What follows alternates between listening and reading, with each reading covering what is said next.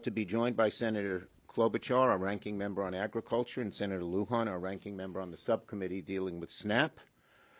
So look, right now we're staring down the barrel at two crises at once, a health care crisis and a hunger crisis, and both are caused by one man, Donald Trump.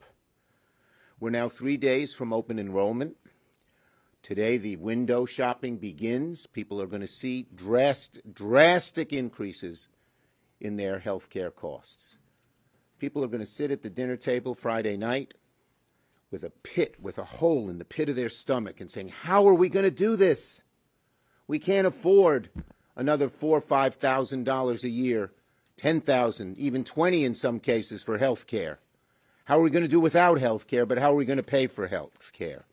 And now, for the first time in history, a president, Donald Trump, is refusing to fund SNAP during a shutdown.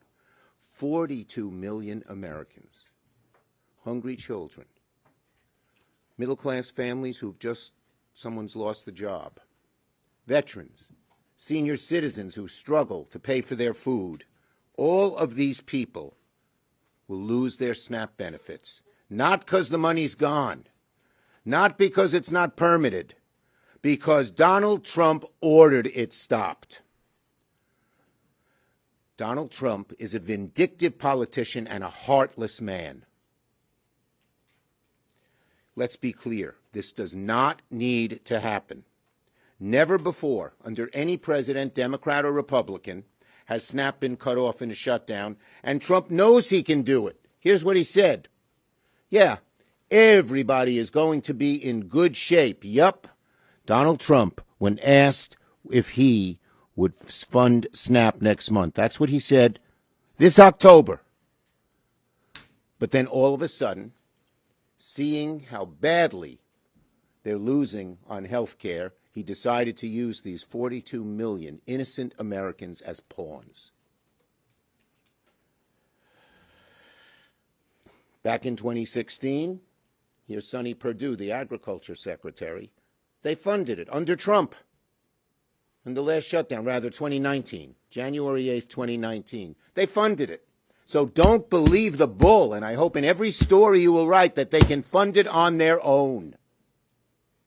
And I'll tell you something else. John Thune is responsible. The Hawley bill now has 11 Republican co-sponsors and many, many Democrats, including myself, Senator Klobuchar, and Senator Luján. We have all co-sponsored the Hawley bill. Today, tomorrow, if John Thune would put it on the floor, it would pass overwhelmingly. But he's afraid of Trump. He's going along in this heartless, cruel thing with Trump.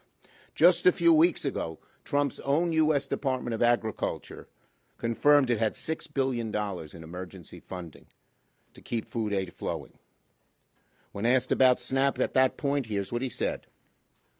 Yep, everybody's going to be in good shape. That means he's got the money, folks. And these Republican lies, plain and simple, that they don't have the money, are lies. But they're vicious lies. They're hurtful lies. They're harmful lies. Okay? Last Friday, all of a sudden, Trump ordered that the USDA delete the plan and refuse to use the money. No reason, no explanation, plain cruelty. Cruelty that even Trump back in 2019 didn't do, but he's gotten so much worse and so much meaner and so much more desperate because he knows the American people are turning against him on health care and, as Amy will mention a little later, on SNAP as well. So Trump is weaponizing hunger.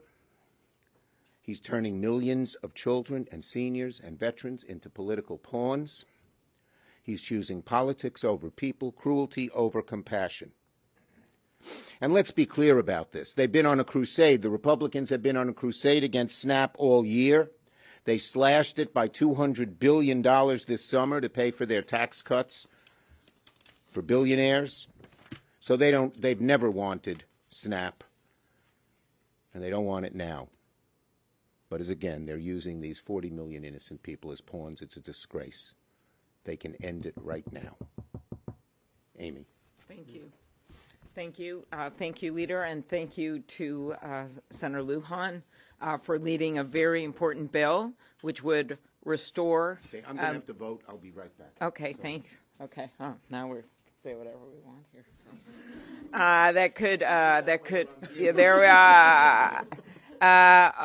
A very important bill that would restore the SNAP funding, and that bill, like the Hawley bill, as we could pass right now.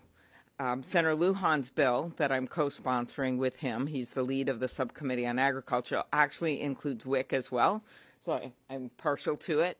But the point is that both bills we're supportive of.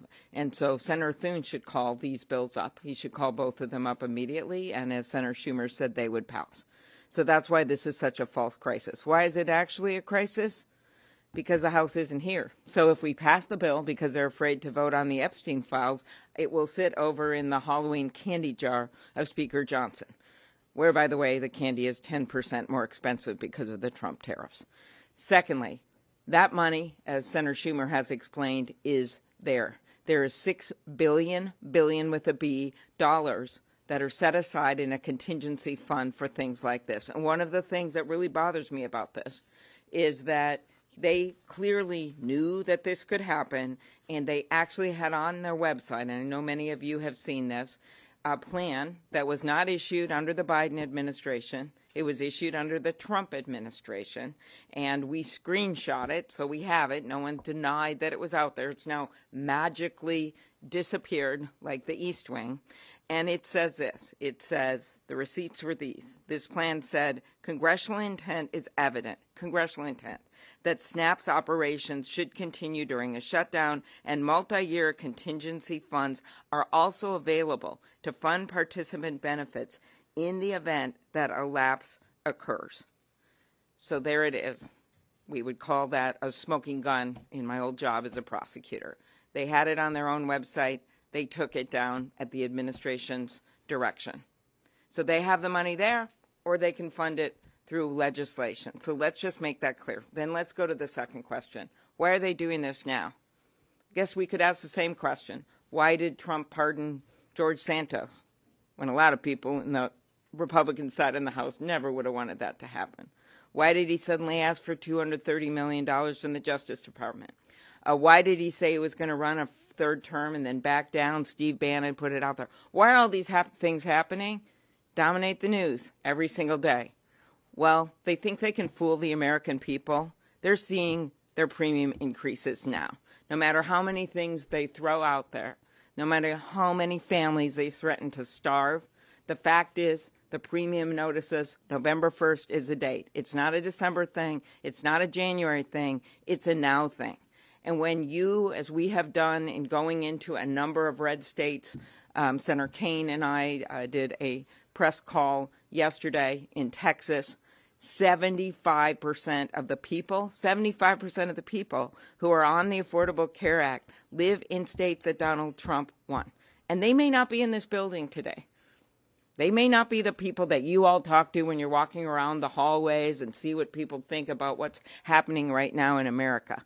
But the people out there, they know their costs are up, they know that chaos is up, they know that corruption is up. And healthcare is the major driver of their costs, but you add in their garden equipment, tools, audio equipment, these numbers are skyrocketing right now because of the Trump tariffs and because of the inability to even come to the table to talk about healthcare with us. He's off flying around, meeting with all these foreign leaders, negotiating with them, doing photo ops, while we're here in this building waiting for him to call up our leaders to go and negotiate on this, the thing that is the number one thing on Americans' minds, and that is their costs and the cost of their health care. So I turn it over to Ben Ray. Thank you, Amy. Thank you so much. Did she say anything